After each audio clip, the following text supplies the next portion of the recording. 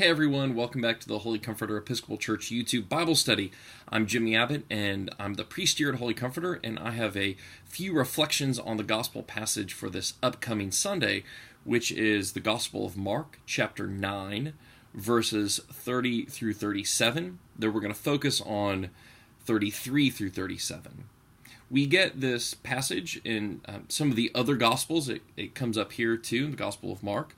Jesus and the disciples are going along, and the question crops up among the disciples about which of the 12 of them is the greatest. Very, very human question, right? Which one of us is the best? Well, so Jesus then, he calls them together, and he says, whoever wants to be first must be last of all and servant of all. This is hard on our ears, and it would have been also 20 centuries ago in a very stratified culture, to think then to be the greatest one, to be the leader, you must actually be thinking about being a servant. Really sort of upending all of those ritual ties, those cultural ties, those ties of kinship.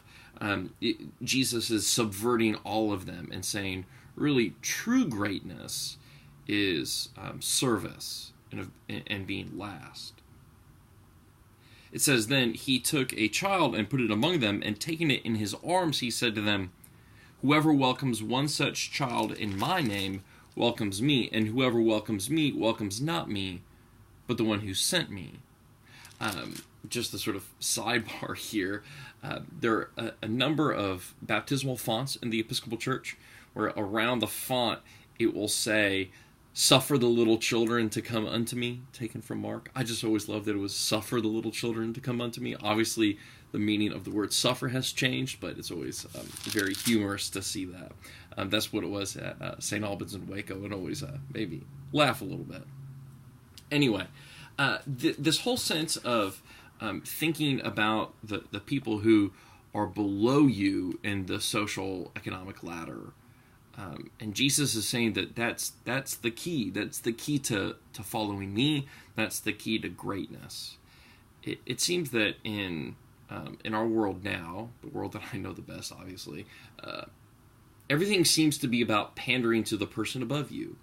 That we always seem to be caring about what that person above you thinks about you, what they say about you. There's always seems to be this sort of sense that we have to please them, which I get. I mean, in a world built upon work and economics and salary, I understand that there's truth to that.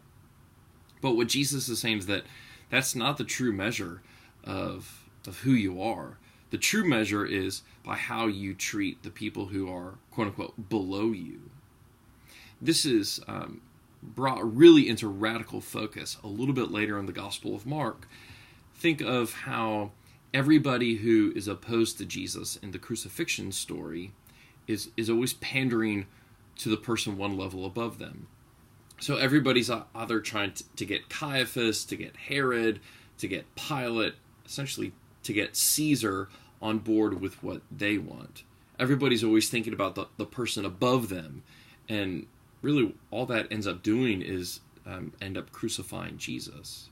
So Jesus is saying that his way of life, and the way of life that we embody as Christians, is to think more about the people below us and to serve them. I know this is a radical task, but I see people who are committed to this way of life, and even in their daily work, working to ensure that the people who are the least of these are truly cared for. It is gospel work, and it can be very aggravating and difficult work, because it can frustrate those who are, quote unquote, higher than you, because they might feel as if they're being betrayed.